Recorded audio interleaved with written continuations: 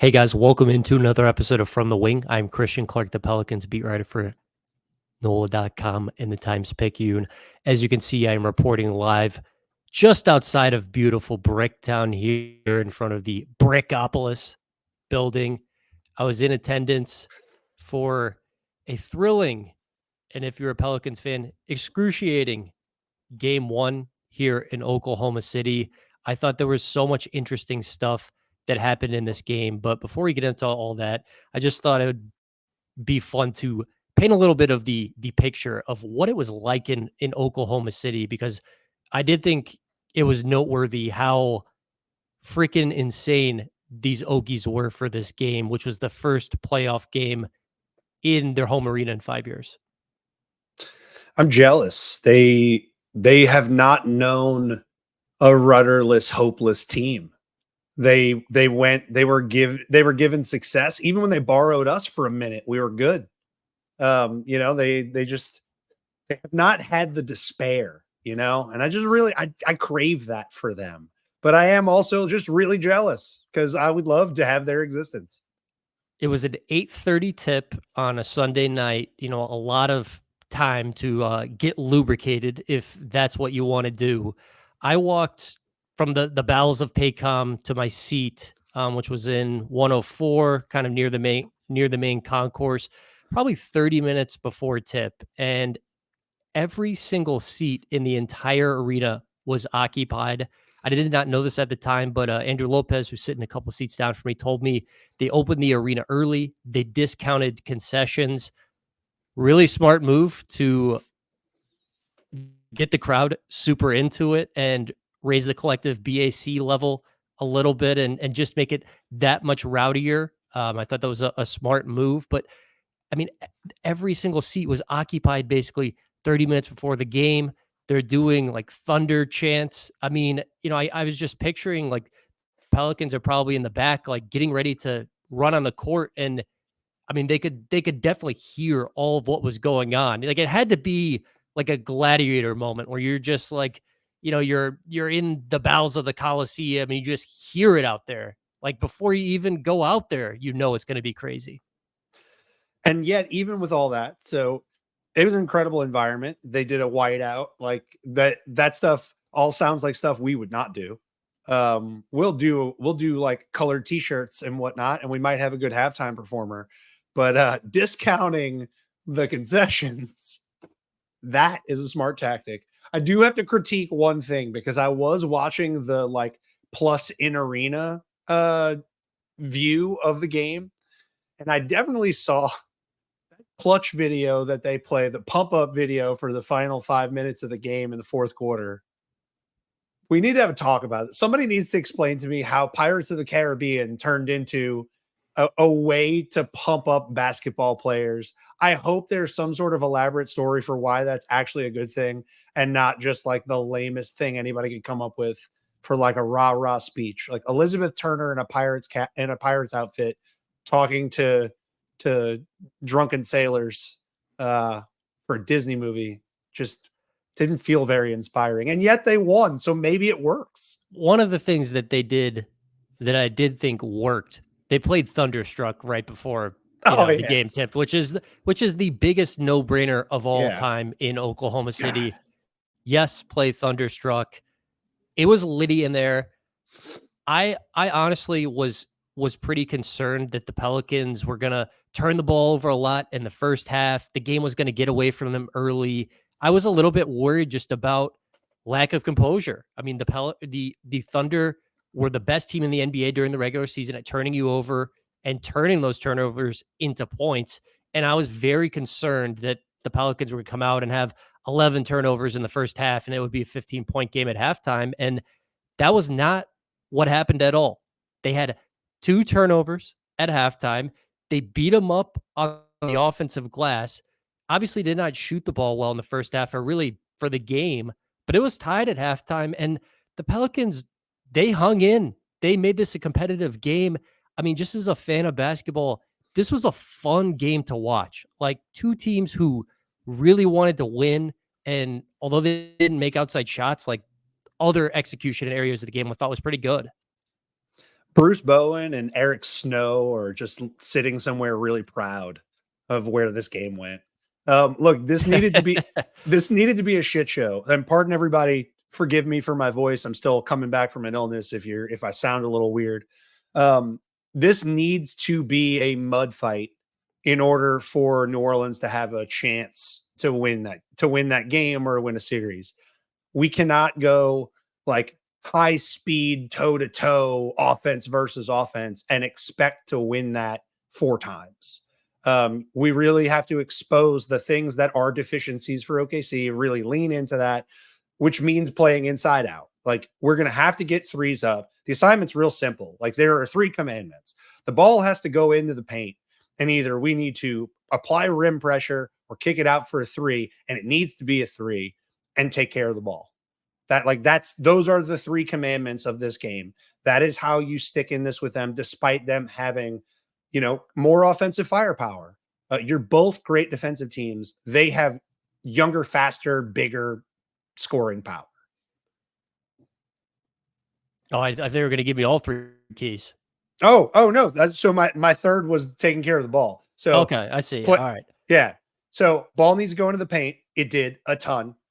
Ball needs to come out of the paint and go up for threes. They shot 39 and keep the turnovers down. They only had 2 in the first half. Granted, second half, some things changed and I think they ended up with like 11 or 12 turnovers on the night. So the second half was not as good as the first half. The Thunder found some things that were successful, but I think you saw it in Willie's post game. I think he's happy with how that game played out schematically.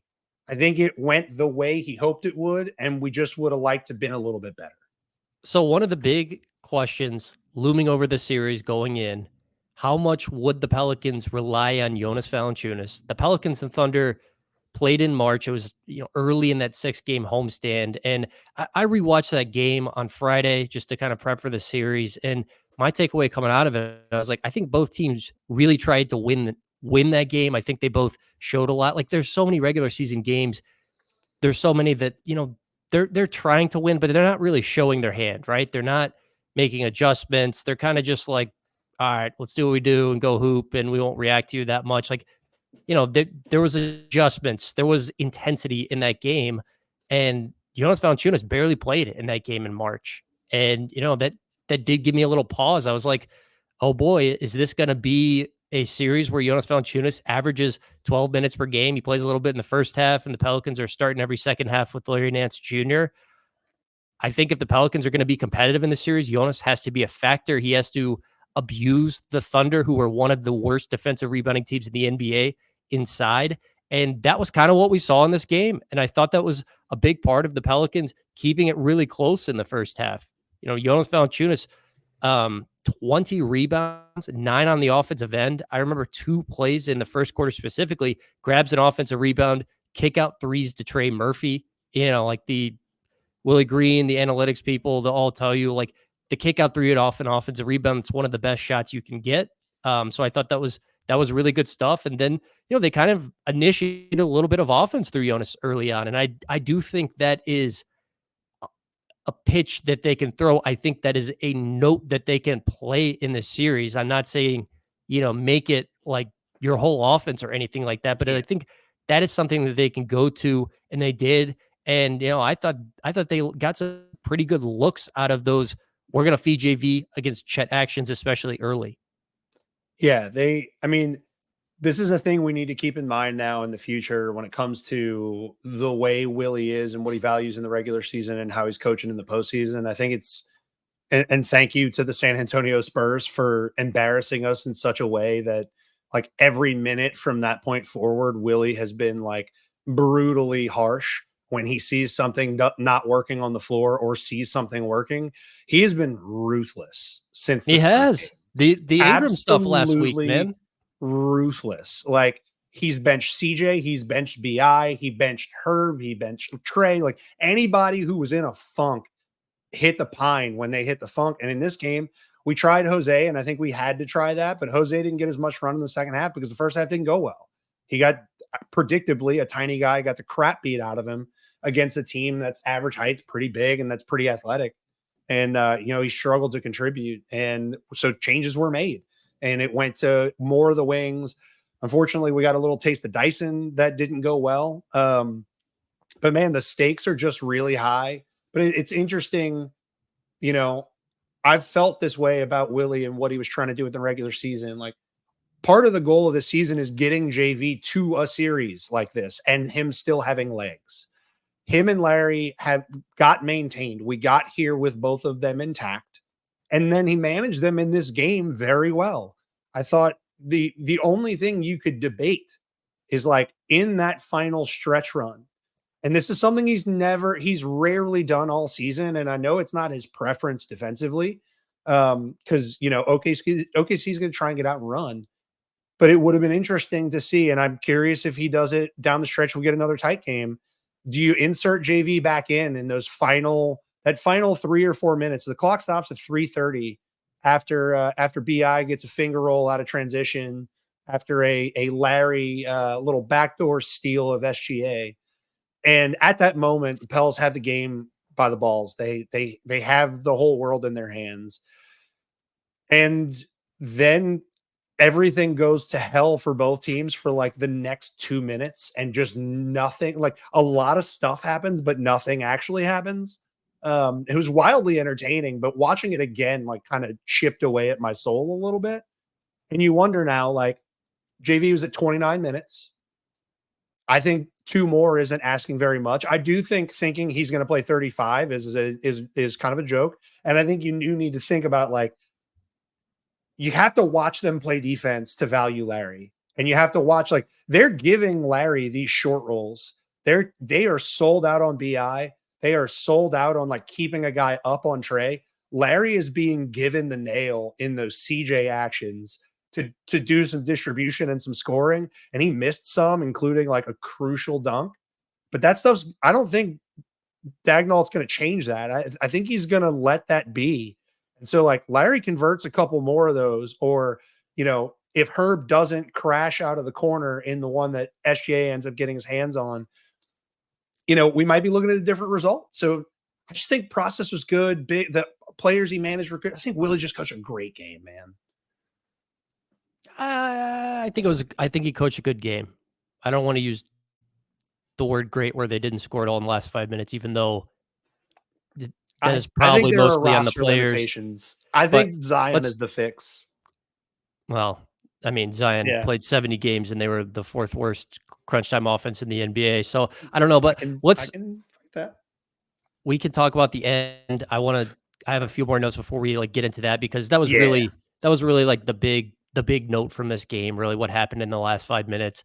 I thought that both teams defended the other team's best player very well. I thought Herb did a really nice job on Shai Gilgeous-Alexander for most of this game, and I know Shai still got his, and that's what he's going to do. It took him 24 shots to get 28 points. He's a top 3 player in the NBA. I mean, he's really freaking good, and he's going to get his. I mean, there was a play where he scored on Najee on the baseline, and Najee turned around, and I looked at his face, and he was just laughing. He's like, "What do you want me to do? I played perfect defense, and he still made the shot." So Shai Gilgeous-Alexander is just going to do that. And then I thought Lou Dort did an incredible job on Brandon Ingram.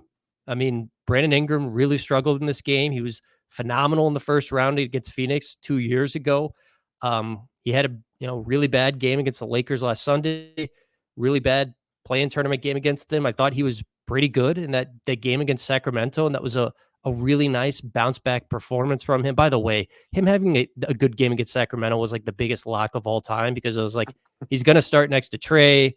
You knew he was just going to be motivated after those Lakers games. Like, I just felt so confident. I wasn't getting my reverse Jonte Porter on or anything like that, but I felt very good that Brandon was going to play well against Sacramento, and he did. But look, Brandon had a bad game in game 1. It happens. He was 5 of 17, and we know he's going to take mid-range shots, but like, my notes coming out of this game were 11 of the 17 were mid-rangers. They were tough shots. When a guy is pressing up on you that much, I think he has got to find ways to go past him. I think he's got to find ways to shoot more at the rim. I think he's got to find ways to use his pump fakes and then get into Dort and get into the free throw line. Like, I got to see more of those things And it is much easier said than done because Lou Dort is an incredible defender who is like a freaking 6'4" fire hydrant. Yeah, you could refer to him as a muscle hamster Yep. or a brick shithouse, whatever you prefer. He's incredibly hard to move and close to the ground and built like a cinder block.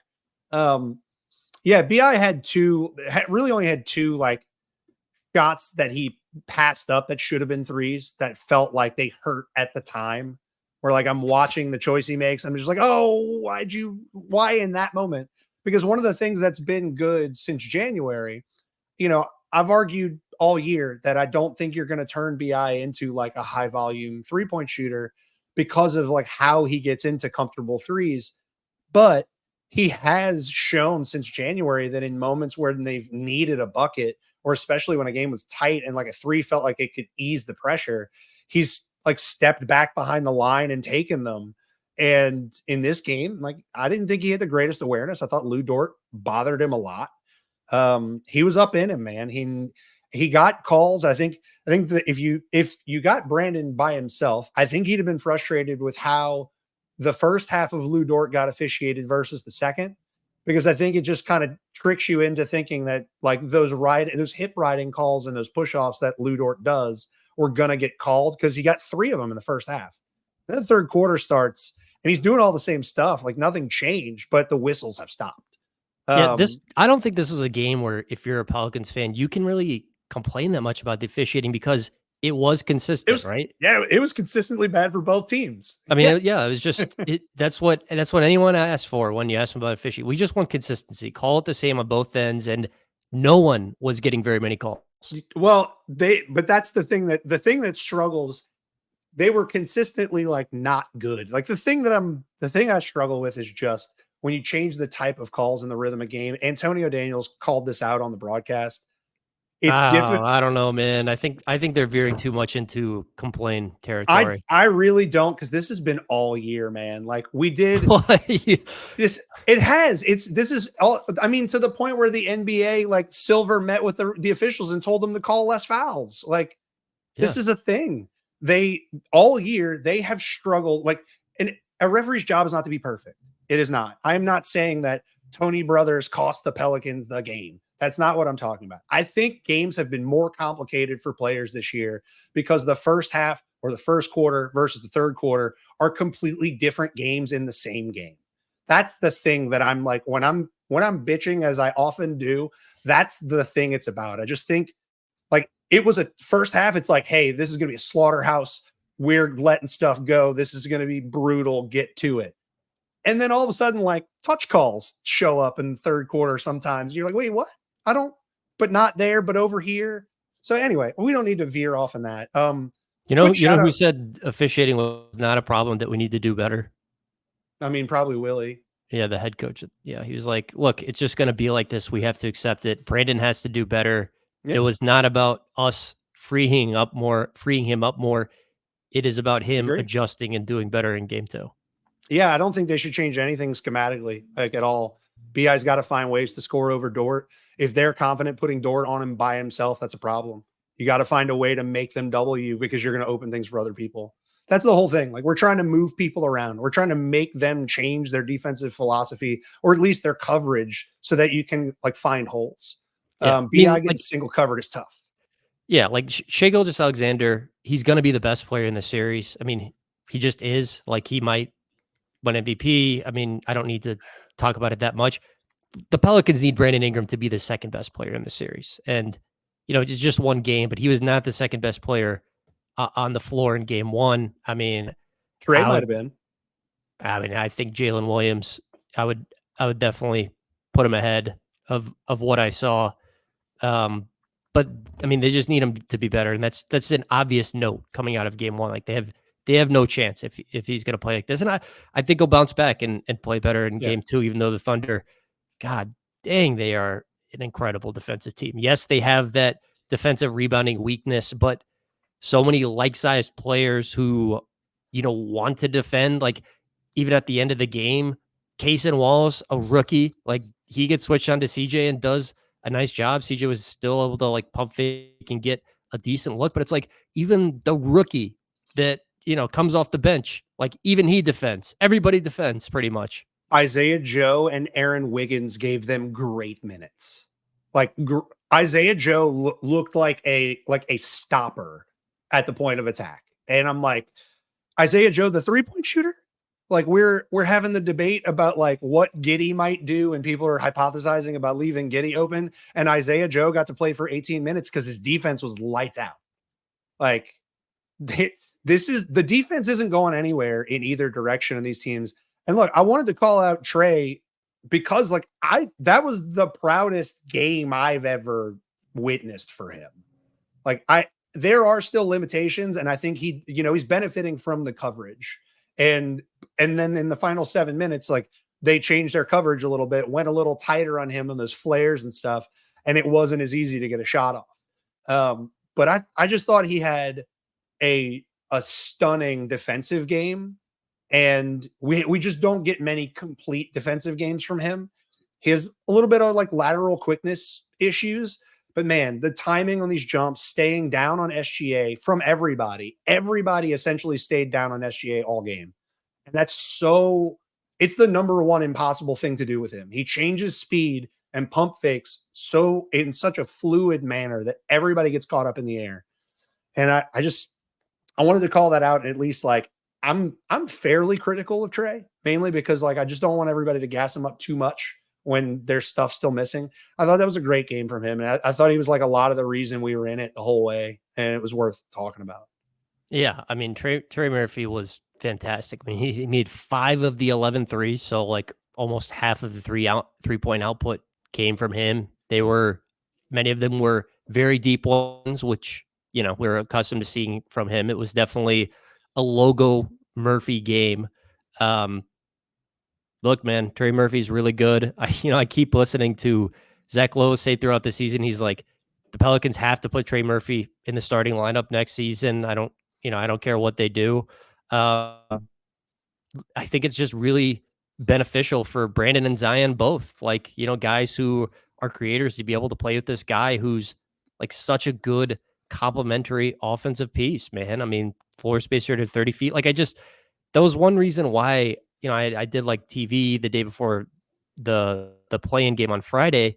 And like, do you think you can win this Kings game? And I was like, yes, absolutely. They can win this Kings game. I mean, the Kings are, first of all, not that good and kind of injury depleted themselves with Kevin Huerter and Malik Monk, which definitely hurts. But, more importantly than that, if you look at this lineup the Pelicans have thrown out there with CJ Herb, Trey Murphy, Brandon Ingram, Jonas Valanciunas, it has been an excellent lineup for the Pelicans this season. It is one that fits together. I mean, I just think, anytime you have Herb, Trey, or Brandon, or Herb, Trey, or Zion, I think it's going to go pretty well. You've got a great point of attack defender. You've got like this, I don't want to say like Klay Thompson light, but like he is a little bit like that of like, Look, I don't if need a he's lot going of to play dribbles. defense, I can make any shot. I'm going to attack off closeouts. I'm extremely efficient. I'm not going to turn the ball over. I last like night it. he was Diet Klay Thompson. Like my whole critique with him is that at that size with that athleticism, there's no reason he can't be great defensively. And he was great last night. Like He was. he was the second best defensive player on that team last night. And that was great defense being played. And if that's the case, then yeah, how the hell do you keep him out of the starting lineup? And not like defense is so paramount in this series that to have your rainbow 3-point shooter be one of the best defenders out there is just like a really nice place to be. You're totally right that this was like an A+ defensive game from Trey Murphy. I mean, like I think this was one of the better defensive games I've ever seen from Trey in a Pelicans uniform. Like, I mean, I can't think of one time where, he just got exposed. The guy blew by him. He blocked Shea one time, if my memory serves me correctly. Like Baseline flyby. Yeah, like, he got switched on a Shea and like held his own. And I mean, there's not many better compliments you can you can give to Trey Murphy than that. Like you kept, like one of the one-on-one scores in the NBA in front of you and didn't die. Did you happen to listen to Bill Simmons and Ryan Russillo's podcast? I had to because I saw the little video clip, so I had to go listen to it. So yeah, I caught it this morning. So Bill Simmons' take was, I don't know if Kawhi Leonard is going to be able to play for Team USA this summer. He's supposed to be the 12th guy, right? He would love to see Trey Murphy as that 12th guy because he obviously fits in any lineup with his skill set. He would not be disappointed if he doesn't play. And, he's a great vibes guy too. And I enjoyed that take. I was like, I would love to see that too. Trey Murphy, go to Paris, bring your new diamond chain that spins. You can spin that and chop it up and recruit people to New Orleans. I mean, go out there, do some work. Look, I I would love that. Like the biggest thing, like it's gonna take a long time to like add the stuff, right? Like that's why I get so excited about the defense with him and like what it could mean for his future. Because if he plays that level of defense and just is the relocation spot up shooter, then like single dribble decision maker, okay, that's most of Clay Thompson. Like it really is. Like you're that size, that level of athleticism. And like I don't need you to be like incredible at every single offensive thing. I don't need you to dribble circles around everybody if the defense is that high. Look, I want to call out that Shea block is now a thing he's done like 3 times in the last 4 games. He has got this tactic now that is really, really clever for like dealing with guys that are really good at selling foul contact. He is essentially running by, he's blowing by the coverage, like almost making it appear as if he's missed. So he races down to SGA and he's going to run through the baseline. And he does not put the stick hand up until after his body has passed SGA. So he just like leaves his arm behind and makes contact because his wingspan is so freakish. That's a great way to deal with a player like that. And that's why it was hard for him to know he was about to get blocked. And I want to call it out because it happened like 4 times in 5 games. It's now like a tactic thing that he does. So that's wild. Look, the Pelicans and the Thunder, both, very, very good defensive teams in the regular season. They are kind of similar in that they just have a lot of these like-sized players. Like they just both have collected a lot of these players who are, 6'5" through 6'9". I guess you could say Trey is 6'10", but they're long. Both teams emphasize defense, and I think, look, I said it before. I think length is like it's obvious, but it helps you be really good in today's NBA where you have to cover so much ground. Should we talk about the last 5 minutes, which was obviously when the game was decided? I guess so. Sequence of the night for me, tied at 90-90. Pelicans get 4 shots, 3 offensive rebounds, and are not able to score. And the Thunder finally regain possession. Shai Gilgeous-Alexander and 1. Pelicans are never able to tie or retake the lead after that. I wrote about it. I went back and watched the sequence a couple times. I asked about it after the game. I had no problem with Herb Jones's corner 3. It's a wide open 3 from the corner where he shot above 40%. Take that all day. Had no issue with CJ taking the kick out 3 early in the shot clock. CJ made, the 3rd most threes per game of anyone in the NBA. I'm fine. I thought that the Brandon Ingram 3 where he's off balance was a horrible shot. And I think you could like see on Willie Green's face on the sideline, the frustration. And then the 4th one, they had the stoppage in play. They fed it to Larry Nance Jr. He's kind of going down the lane. He throws up this floater and Chet blocks it. And that was the sequence of the game to me. You got to come up with something right there. Yeah, they got frantic, right? They clearly lost their heads once they got like I'm sitting there like excited that they're getting all these offensive rebounds because you're getting all these opportunities. I'm watching time come off the clock, but it's like no one had in their head the ball hit the rim, we have time again, let's reset. No one pumped the brakes. Everybody just went batshit to try and toss it to somebody, hoping that broken play, something's open. But like, guys, after the second time it happens, don't do it a third and a fourth. And they did it a third and a fourth. It was that was a really reckless possession. And it sucks that ends up becoming emblematic of the finish because the whole sequence, the context of this, they got like 4 stops in a row prior to this happening. So like this sequence right before this, like at the 3:30 mark, Larry gets his steal on SGA. BI feels like he finally like woke up late, gets the transition finger roll, and you're like 3:30, they're up 2. This is great. We're solid. And then a bunch of chaos happens over and over and over again, including like 2 plays that, like, as good as Larry was, there are 2 Larry mistakes in there that change like everything that happens. He skies for a rebound. He's pretty close to the baseline and kind of tries to rush the outlet and kind of dumps the ball on Trey. And Trey is standing on the out of bounds line, ball out of bounds. CJ is also standing 3 feet away from Trey and no one is guarding him. And the ball could have gone there. Larry could have landed. After that throwaway, CJ gets into a pick and roll that's been pretty money in this game with Larry. And Larry does a little drag, left open, gets it in the pocket, goes for a dunk, is undefended. Like chaos comes for him, but it comes after he gets to the rim and he just clanks it. Those 2 and that sequence of like getting 4 offensive rebounds and not like getting your brain back was just like a really painful thing to rewatch today. It was really, really tough. A lot of opportunities. And like the thing, OKC wasn't doing any better, but you cannot give Shea that many bites at the apple. And you did, and he made you pay. Look, that's right. And, it's not like we can't say we didn't see this coming, because of all the teams that made the playoffs, I think the Thunder had either the best or the second best crunch time offense. If you just look at like offensive rating, last 5 minutes of the game, score within 5, and the Pelicans, I believe they were second to last. The Miami Heat were last in crunch time offense. It was an obvious concern coming into the series of a team that scored at a really high clip in clutch moments. And I think so much of that has to do with Shai Gilgeous-Alexander. They just have, this top tier A1 one-on-one bucket getter.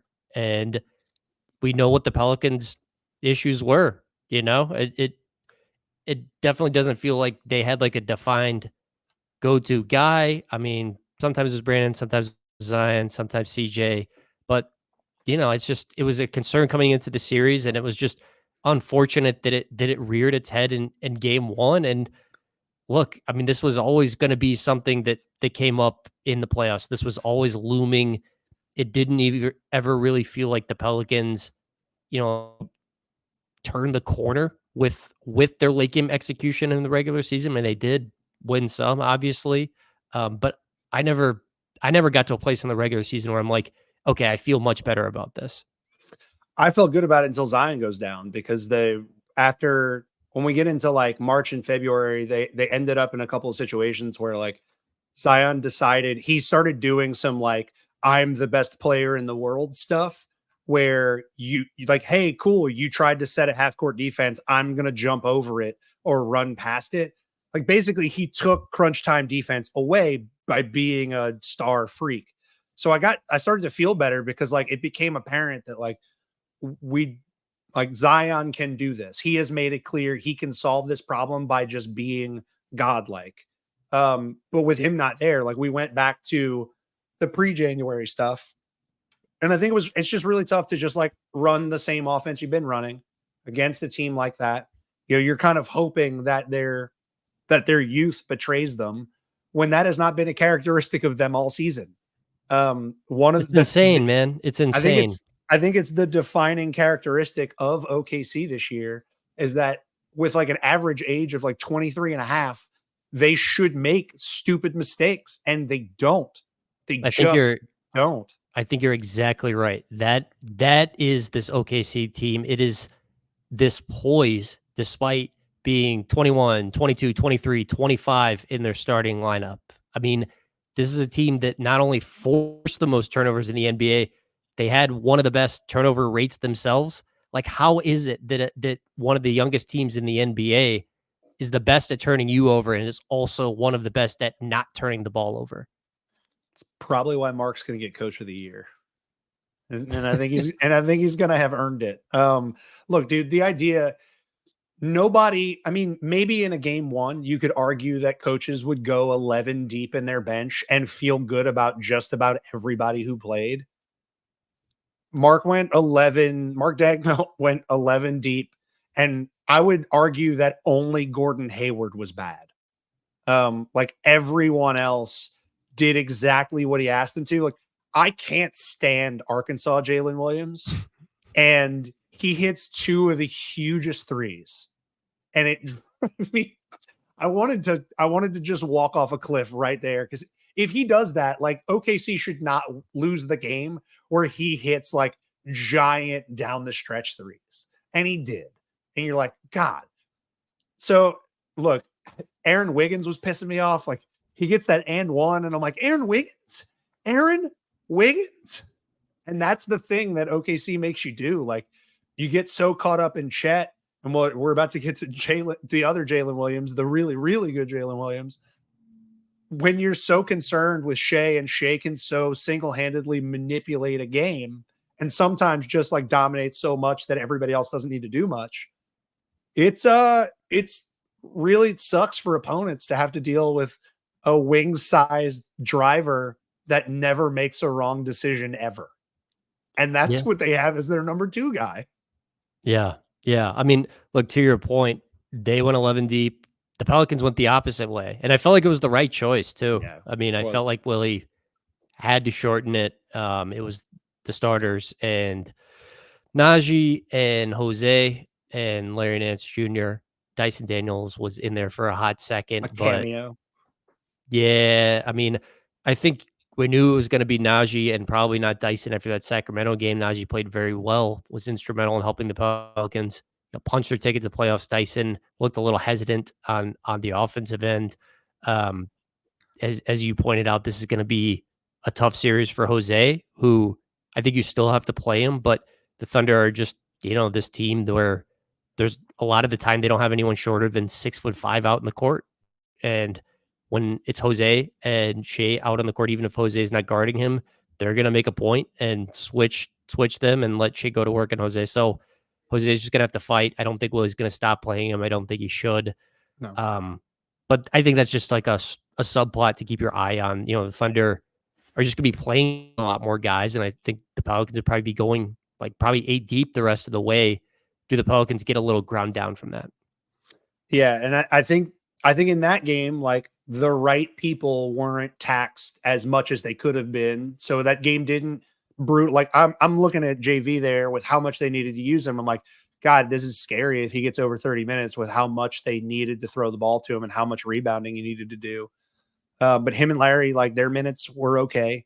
The Dyson cameo really only happened because of like, it was just like a timing thing where like Herb and BI come out for like their final breather, and then Trey needed to come out right after. So Dyson wasn't even in for like a long stretch. It was just like a Band-Aid period where he played next to Najee. But I think a notable thing that happened like in the hyper super duper nuance of the game is that Shea got to take like 3-4 minutes off on court defensively because Dyson got to play.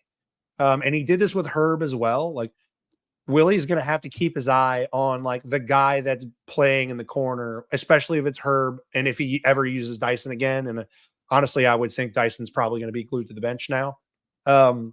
Because as soon as those guys come in and go to the corner, Jay is away from all of the pick and roll stuff, all the screens. He's hanging out in the corner. I watched a 3-minute segment of defense where he did not move at the end of the third quarter. And he scored like the next 7 points for OKC. And he's racing down in transition and running past the whole defense. And he victimized Dyson on one of them. You can't let him rest on defense. And like, we've got to find a way to change that mix or run something where Herb is the screener so that he can't just stand still.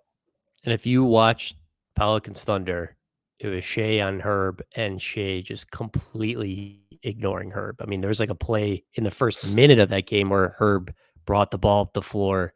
Shea was like 8 feet off of him. Like, Zion was standing at the free throw line, Herb at the top of the arc. Shea was like standing underneath this Zion. Like, he was like 8 feet off of him. Herb just took this three wide open, missed it. So this is going to be a prove it series for Herb Jones. I mean, I loved what he did defensively on Shea, but 2 for 8 from 3. He had a couple that just went in and out, I Yeah. mean, this is a guy who shot. They had a lot of them, both teams. There were Yeah. like 8 balls that went all the way down and came all the way out for both teams. It's crazy.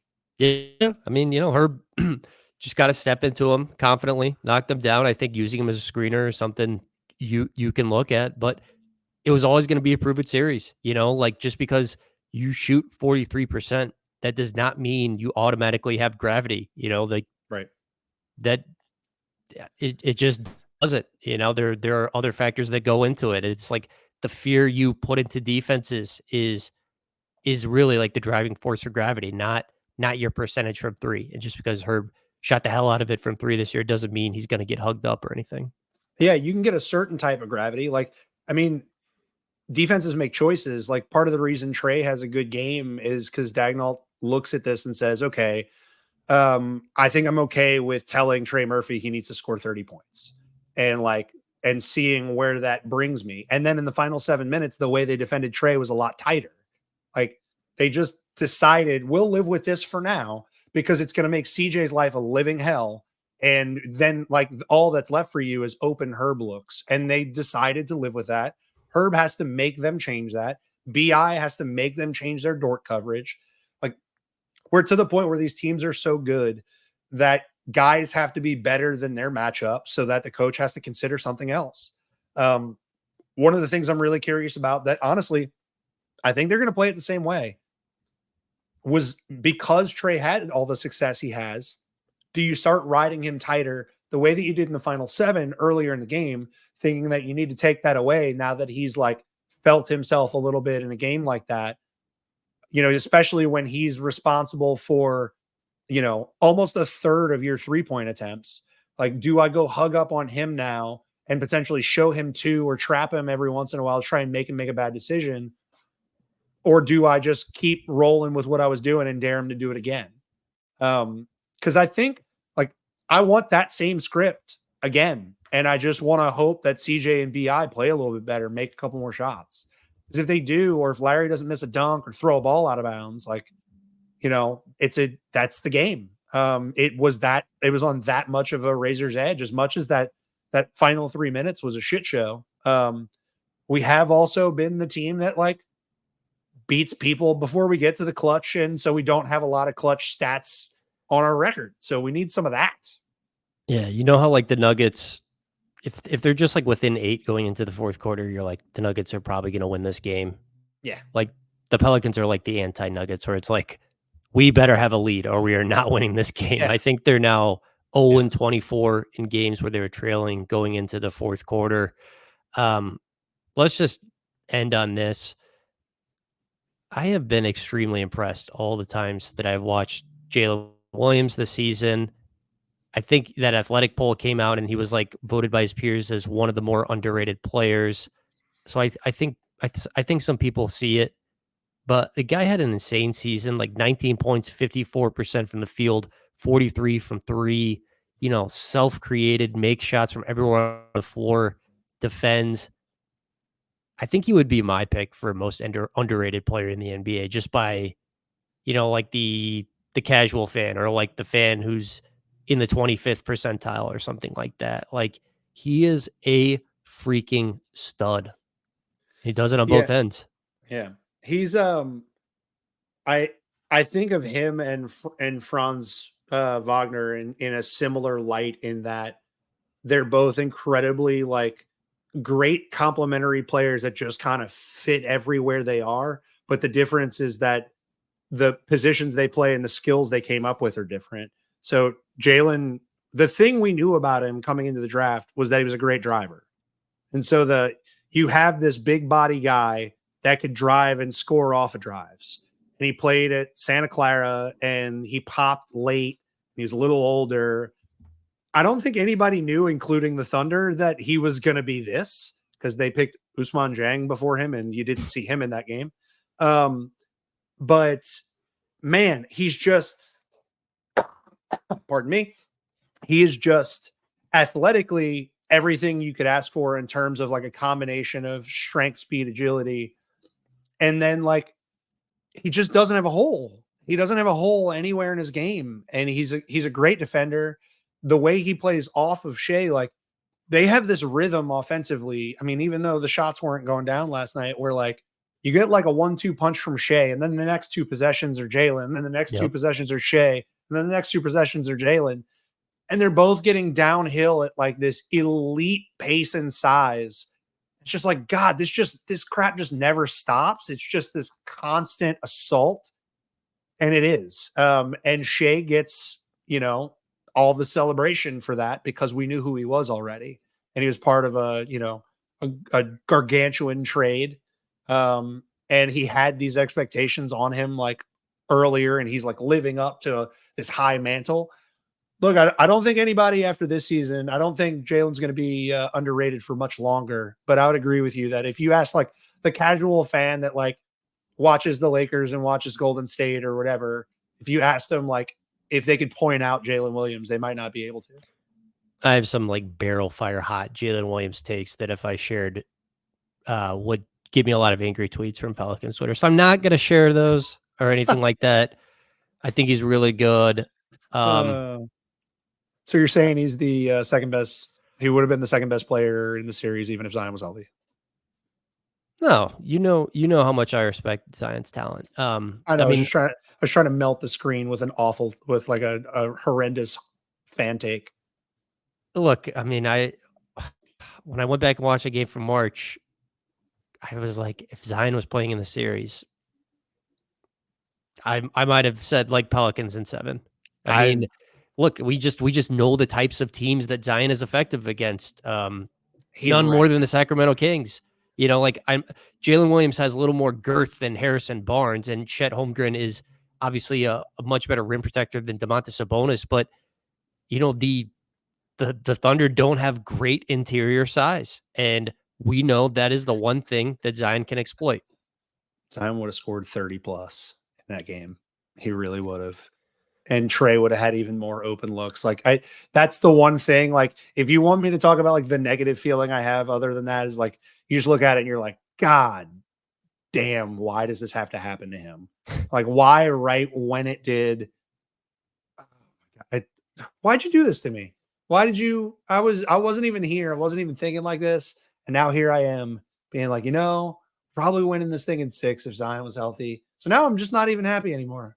I was like, okay, now I'm not. You weren't happy. You couldn't even talk. Hey, that's not. you would think that I lost my voice yelling at the TV screen, but be careful out there, people. There are respiratory viruses floating around in your area. Don't worry though. I tested negative for COVID twice. Go downstairs, drink the honey, warm water, salt water concoction, gargle that a little bit as he takes a sip of a beer.